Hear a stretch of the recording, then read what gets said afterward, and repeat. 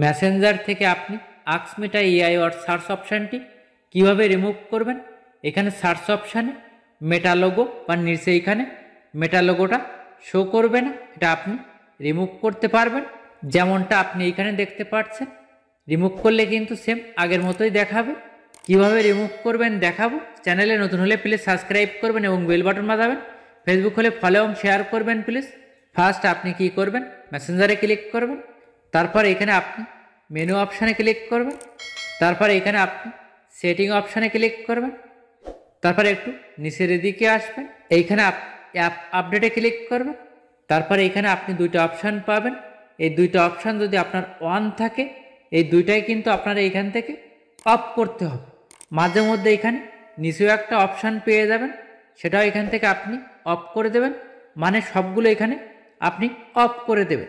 তারপর ব্যাগে আসি, তারপর এখানে আপনি কি করবেন, মেসেঞ্জারের উপরে টাচ করে চেপে ধরবেন, এইখানে আপনি আই মতো অপশানে ক্লিক করবেন, তারপর একটু নিচের দিকে আসবেন, এইখানে আপনি স্টোরেজ অপশানে ক্লিক করবেন। এখানে আপনি দুইটা অপশান পেয়ে যাবেন, ক্লিয়ার ডাটা এবং ক্যাশ ডাটা।